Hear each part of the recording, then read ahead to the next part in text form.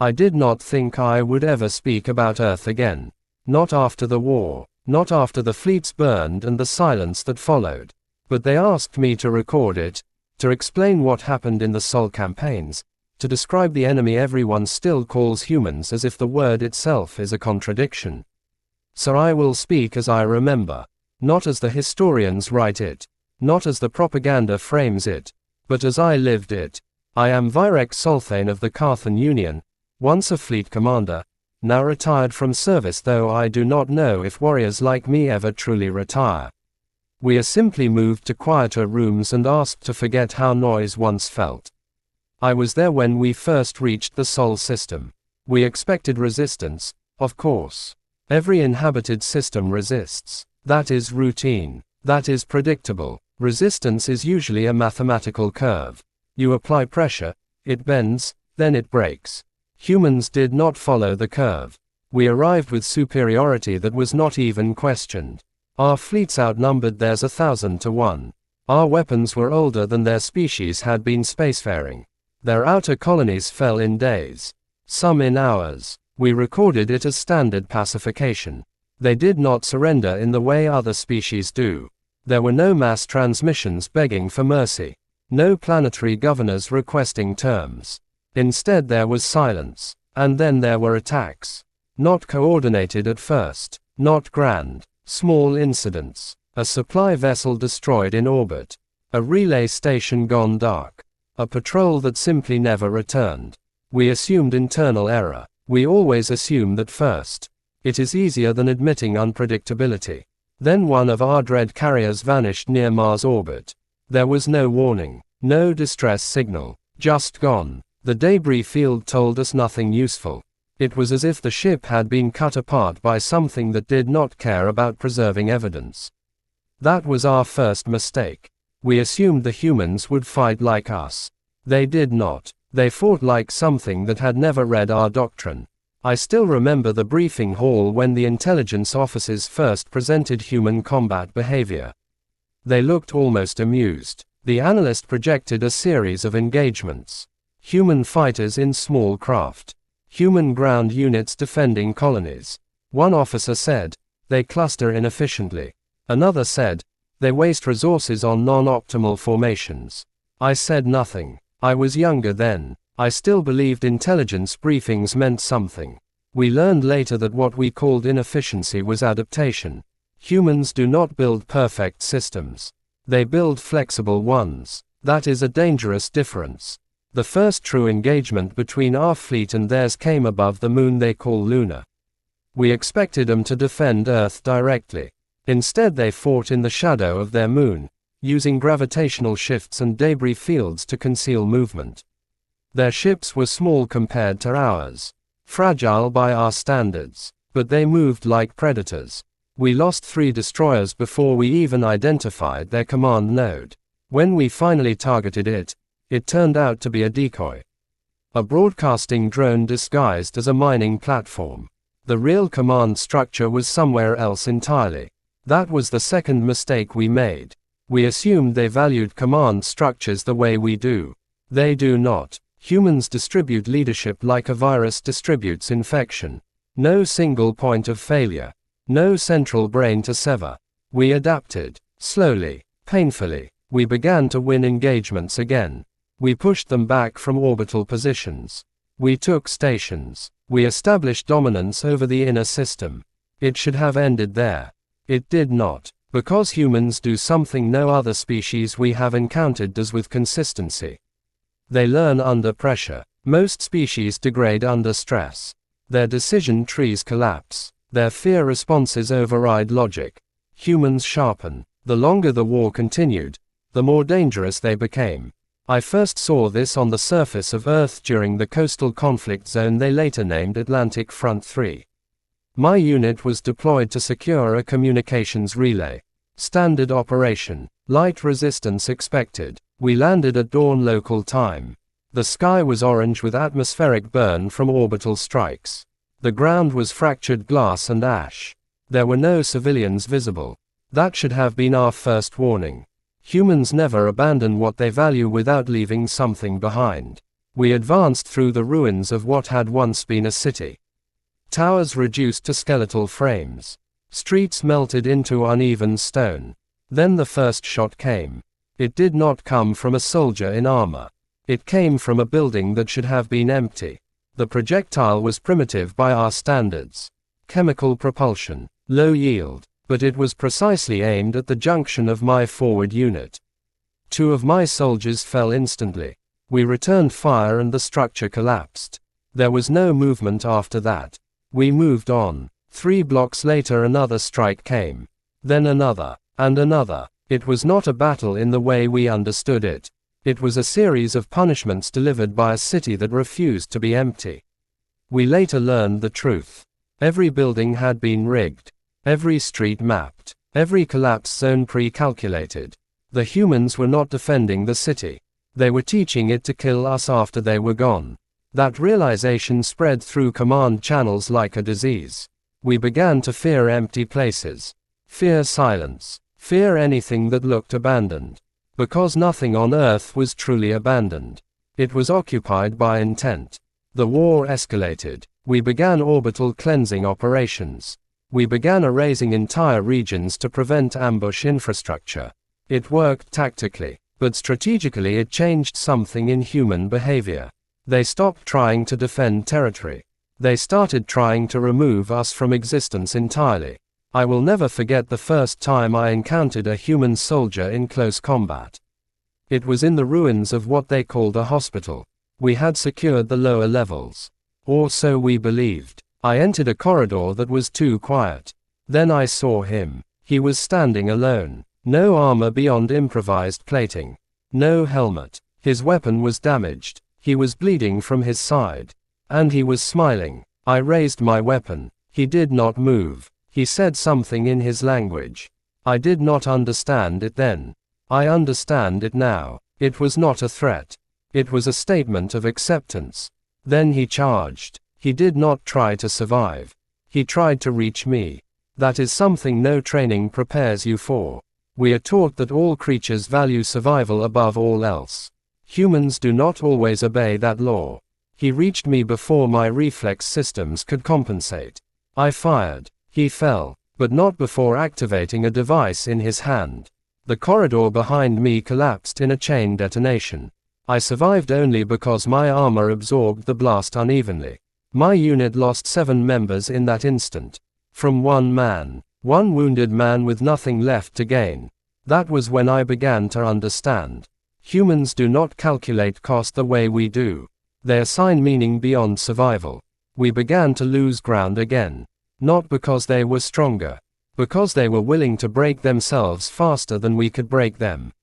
I was promoted during this phase of the war. Not for victory, but for adaptation. My orders were to analyze human behavior and counter it. I failed, not because I lacked intelligence, but because their behavior was not stable enough to model. Every time we identified a pattern, it changed. Every time we developed a counter strategy, they stopped using the tactic entirely and replaced it with something worse. One incident remains etched into my memory more clearly than any other. We had intercepted a human fleet maneuver near the asteroid belt. We believed we had them trapped.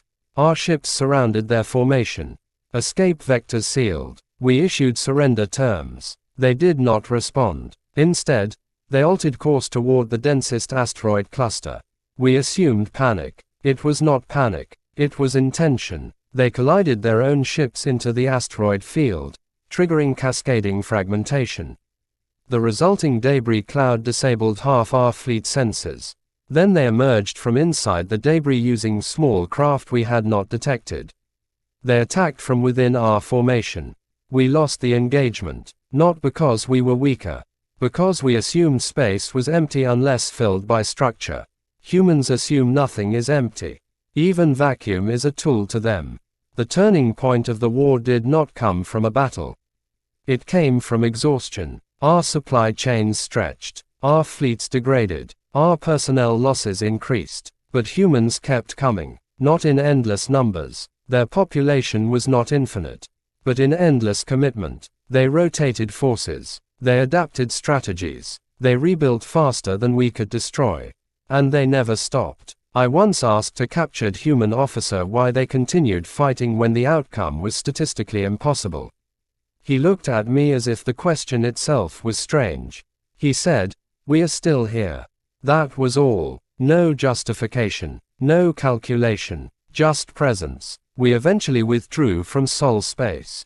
Not because we were defeated in the traditional sense, but because continuing meant total attrition without strategic gain. In our doctrine, that is indistinguishable from defeat. Humans called it victory. We called it reassessment. Years have passed since then. The galaxy has moved on. But I still think about them. Not as enemies. Not anymore. As something else. Something that does not fit into the categories we use to understand life. We once believed intelligence was measured by efficiency. Humans proved that persistence can outweigh efficiency. We believed victory belonged to those who calculated best. Humans showed it belongs to those who refuse to stop calculating at all. I have studied many species in my lifetime. Predators, hive minds, symbiotic collectives. None of them fought like humans. Humans fight as if the act itself matters more than the outcome. That is the truth we struggled to accept. Not that they were stronger, but that they were willing to continue even when strength no longer mattered. If you are listening to this and you have never faced them, understand this. Do not mistake their adaptability for confusion. Do not mistake their improvisation for disorder. Do not mistake their losses for weakness.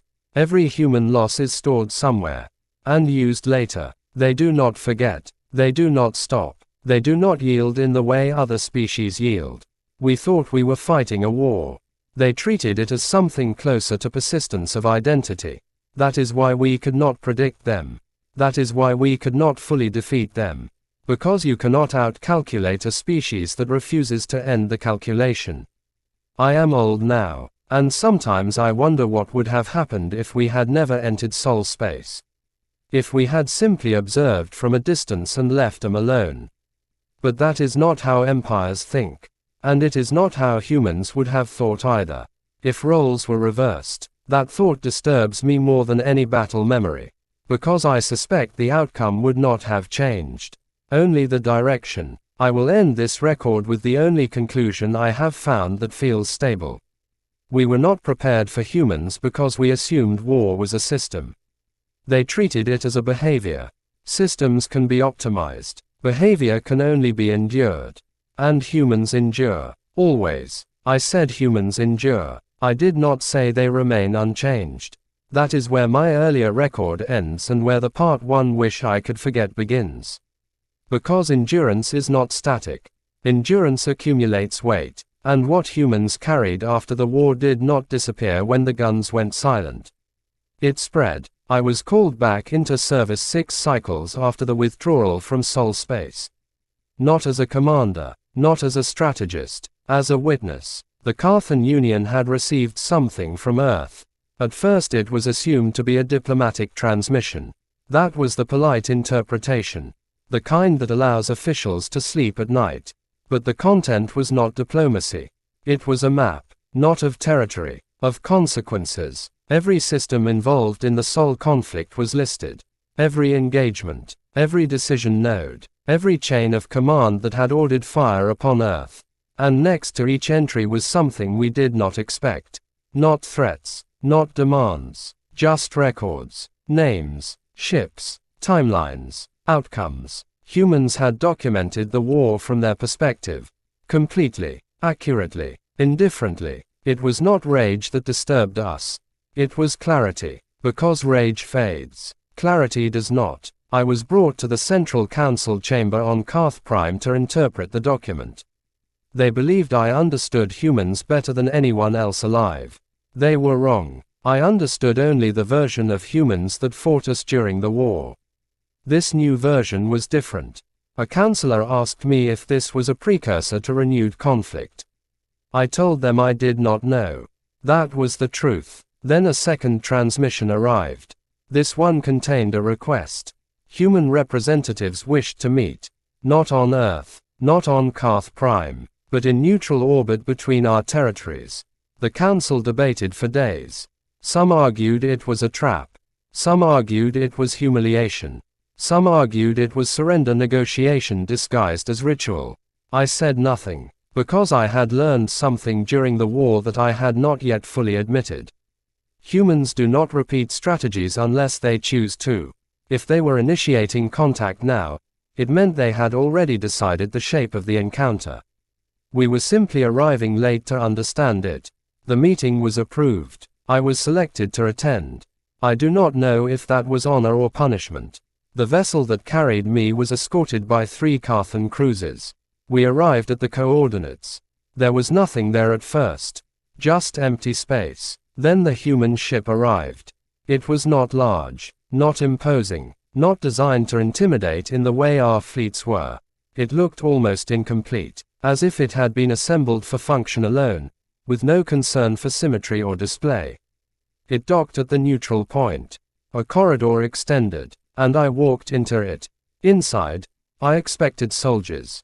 I expected armored escorts. Instead I found 2 humans.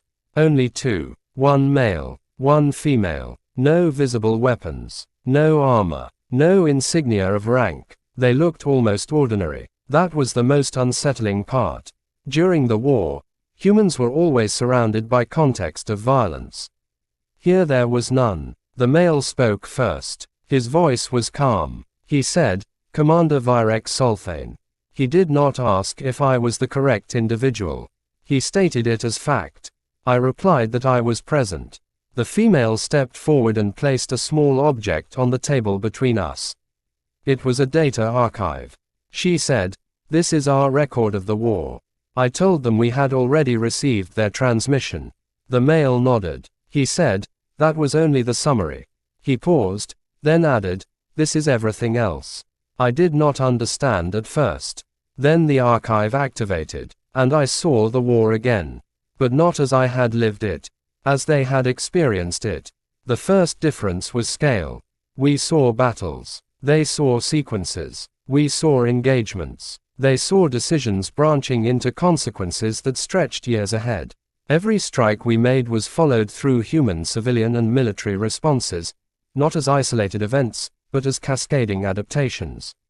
I watched our early victories. I watched human colonies fall. I watched them evacuate populations not in panic, but in planned layers that turned loss into resource redistribution. I watched them abandon territory not because they were forced to, but because holding it no longer served their internal logic. And I realized something that unsettled me more than any battlefield defeat. We had been reacting to humans. They had been evolving through us. The female spoke again. She said, "You believed we were inefficient." I said nothing. She continued, "We were not optimizing for victory in the way you define it." The male added, "We were optimizing for continuation." That word struck harder than any weapon I had ever faced. Continuation. Not survival. Not dominance. Continuation. I asked them why they had come. The male looked at me for a long moment. Then he said, "Because the war did not end for us." The room went silent. Even the ship itself seemed quieter. He explained, "After our withdrawal from Sol space, humanity did not celebrate. There were no declarations of triumph. There were no statues raised. Instead there was assessment. Every action taken during the war was reviewed. Not for vengeance, for understanding. They had studied us as we studied them. But where we had catalogued tactics, they had catalogued intent. They wanted to know why we chose certain targets. Why we escalated at specific thresholds. Why we assumed collapse points that never occurred. And through that study, they discovered something about themselves as well. The female said, "We became something we did not intend to become." I asked what that meant. She hesitated. Then she said, "We became a species that can no longer fully return to what we were before contact." That was when I understood why they had brought the archive. It was not accusation. It was reflection. They were showing us what we had done to them as much as what they had done to us. The male leaned forward slightly. He said, "We are not here to reopen conflict." I asked then why they were here. He replied, "To prevent misunderstanding from becoming repetition." That word again. Repetition. Humans feared repetition more than defeat. Because defeat ends a cycle. Repetition preserves it. I looked at the archive again. I saw something I had not noticed before. After every battle, after every loss, after every human adaptation, there was a second layer of data. Internal human discourse, arguments, ethical debates, fear, restraint. Every action we thought was unified was actually contested within their own systems. They were never a single will. They were a conversation, and war had amplified that conversation into something immense. I asked them what they expected from us now. The male answered, recognition. I did not understand. He clarified, not agreement, not forgiveness. Recognition that what happened was real in the same way for both sides, even if experienced differently. The female added, without that, systems assume distortion. And distortion leads to correction attempts. She looked directly at me. Correction attempts lead to war. There it was again. Humans did not see peace as absence of conflict. They saw it as maintenance of shared understanding. Without alignment of perception, they expected recurrence. I told them I could not speak for the Union. The male said, we are not asking you to. He then did something unexpected. He asked me a question. Not about strategy, not about politics, about memory. He said, Commander Solthane, what do you remember most clearly from the war? I hesitated. I considered giving a tactical answer. A fleet engagement, a planetary strike, but that was not what came to mind. I remembered the man in the hospital ruins. The one who smiled. The one who charged despite knowing he would not survive. I told them. When I finished, the room remained silent for a long time. The female finally spoke. She said, that is not an isolated case. I looked at her. She continued, that behavior was widespread in certain human units during late-stage conflict. The male added, not because they were ordered to, because they believed it mattered. I asked what they meant. He said, meaning became a weapon we did not fully understand at the time. I felt something shift in that moment. During the war, I had thought humans were unpredictable. Now I understood something more precise. They were not unpredictable. They were multi-motivated. Each action carried overlapping reasons. Survival, duty, belief, identity, memory of others, future imagined consequences. We had always assumed one primary driver. Humans carried many at once. That made them resistant to modeling. The meeting lasted longer than any combat engagement I had ever participated in. When it ended, I asked him a final question. Why show us this now? The male answered simply, because you survived the war with assumptions that can still cause another one. Then he paused, and added, and so did we. They left shortly after. No dramatic departure, no warning flare. Their ship simply disengaged and left neutral space. I returned to Karth Prime with the archive. The council demanded immediate analysis. Some wanted it destroyed. Some wanted it weaponized. Some wanted it hidden. I requested time alone with it. They granted it reluctantly. I spent cycles reviewing it. Not as a commander, not as a soldier, as something closer to what I had become after the war. A historian of my own failures. And slowly, something became clear. We had ended the war thinking humans were the variable. But humans had ended the war knowing we were also a variable. Neither side had ever fully understood the other. And now both sides knew that they did not understand each other. That knowledge was more dangerous than ignorance. Because ignorance allows assumption. Knowledge without alignment creates caution. And caution in two armed civilizations is never stable. Years passed again. No renewed conflict came. But something else did. Human ships began appearing at the edges of known space. Not invading. Not exploring aggressively. Observing. Mapping. Studying. We responded in kind. Carefully. Always carefully. Every encounter mirrored the same pattern. Distance. Recognition. Separation. But never full trust. I was called once more to review a border incident. A Karthan patrol had intercepted a human research vessel near a dead system. No weapons were deployed. No hostility occurred. But the patrol reported feeling something they could not classify. Not fear. Not aggression. Expectation. When I reviewed the recordings, I understood. The humans were not preparing for attack. They were preparing for the possibility that misunderstanding could occur again. They were building systems of communication redundancy. Redundant language. Redundant signaling. Redundant verification. They were trying to engineer certainty in a universe that refuses it. And in doing so, they were doing something I recognized from the war. They were adapting through us. I ended my review and submitted my report to the council. My conclusion was simple. Humans have not changed their nature since the war. They have expanded their awareness of consequence. We have not changed ours either. We have expanded our awareness of humans. And between those two expansions exists a space that is not peace. Not war. Something else. Something still forming. Sometimes I wonder which of us is more dangerous in that space. The ones who refuse to stop, or the ones who refuse to forget why we started. I do not have an answer. Only observation. And that, I have learned, is all the universe ever offers after humans enter it. Not resolution. Not closure. Just continued awareness that the story is still being written. And that both sides are holding the pen. I thought the meeting in neutral orbit would be the final turning point. I was wrong. It was only the beginning of the part of the story that was never meant to be seen by soldiers like me. Because what came after the humans left the chamber was not peace. It was preparation. On both sides. The Karthan Union called it strategic stabilization. Humans called it something else in their later transmissions. They called it learning without the illusion of conclusion. I only learned that much later. At the time, all I saw was change. Subtle at first, then undeniable. Borders that had remained static for cycles began to shift again, not through war, but through redefinition. Trade corridors appeared where fleets once patrolled. Observation stations replaced weapons platforms. But nothing was truly demilitarized.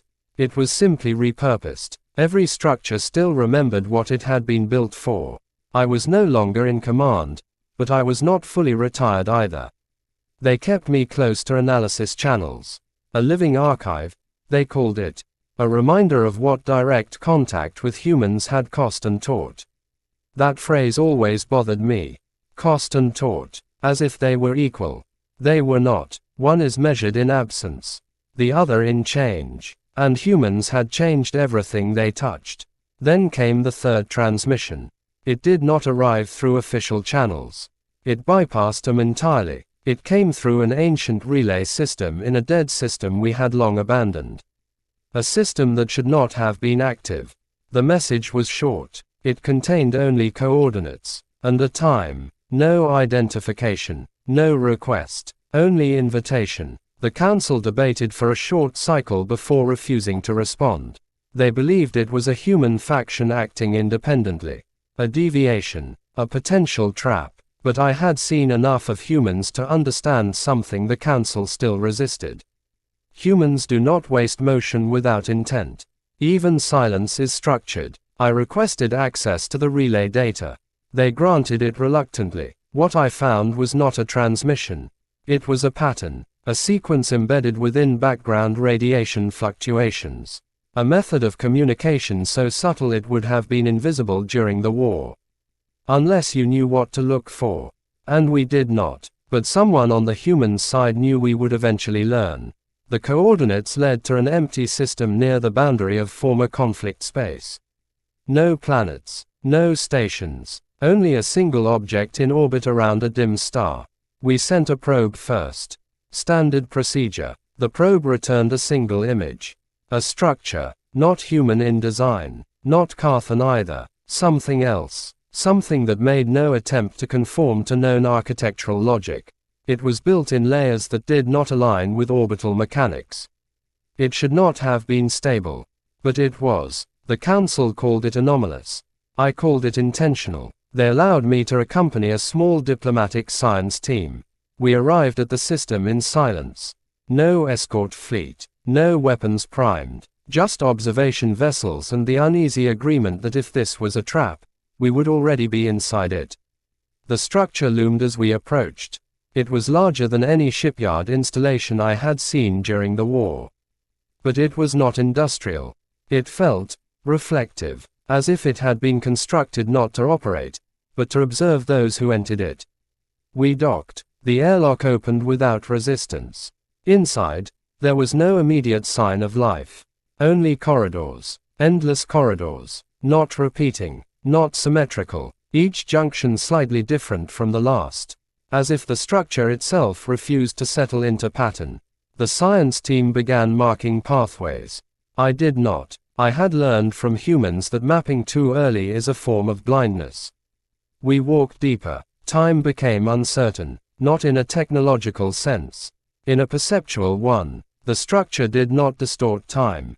It simply removed reference points that allowed us to feel it passing. Eventually we reached a central chamber. And there they were. Humans. But not soldiers. Not diplomats in the traditional sense. They were seated around a circular formation of suspended data cores. Dozens of them. Each one emitting slow pulses of light. One of the humans stood when we entered. She was older than the others. Her movements were deliberate, not slow, controlled. She looked at me directly, and said my name without hesitation. Virek Solthane. I recognized her immediately from the archive. She had been part of the neutral meeting. I asked how she had arrived before us. She replied, "We did not arrive before you.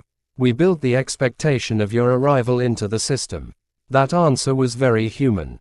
And very unsettling. The science team behind me shifted uneasily. I stepped forward. I asked what this place was. She gestured to the cores. She said, "This is where we stopped pretending the war ended when the firing stopped." The words carried weight I did not expect. She continued, "After your withdrawal, we realized something. We had not finished processing what you were. And you had not finished processing what we were." I said, "That is what the diplomatic exchanges were for." She shook her head. "Those were for governments. This is for memory." That distinction mattered more than I liked. She walked toward one of the cores and placed her hand near it. The light inside shifted. Images formed in the air. Battlefields. Engagements. Civilian evacuations. Fleet movements. But again, not as I remembered them. These were layered. Each event was shown from multiple human perspectives simultaneously. Not unified. Conflicted. Argued within itself. She said, "During the war, every human action generated internal disagreement. We suppressed none of it after. We preserved it." I asked why. She answered simply, "Because suppression is how wars repeat without being understood." That sentence stayed with me longer than anything else she said. She turned back to me and asked a question. "Do you believe the war ended?" I did not answer immediately. Because the truth was complicated. The war had ended in the physical sense.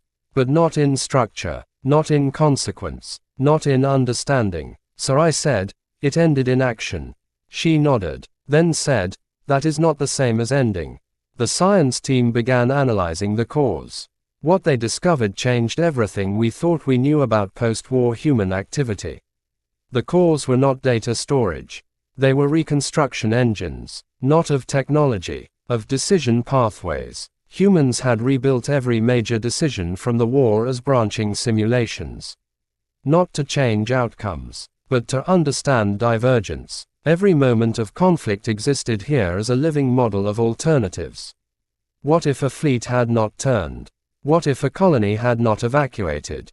What if first contact had been delayed? What if humans had responded with surrender instead of resistance? The scale was incomprehensible. I asked how long they had been building this. She answered, "Since the first year of the war." That meant they had already begun before we understood them at all.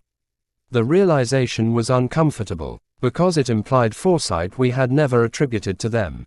Not prediction, reflection. She gestured to the chamber, and said, "We needed to know what kind of species we become under sustained existential contact." I asked, "And what did you find?" She hesitated, then said, "That we are not one answer. We are many competing answers held together by continuity."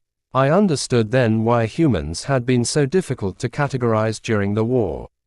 We had been fighting one version of them at a time. But they were never singular. They were simultaneous. The male from the earlier meeting stepped forward from the shadows. I had not noticed him until then. He said, "You see why we could not let the war remain only as memory of outcomes." I replied, "Outcomes are what define war." He shook his head. Outcomes define survival, not understanding. There was a difference I had not considered fully until that moment. He walked closer, and said, "We did not bring you here to revise history.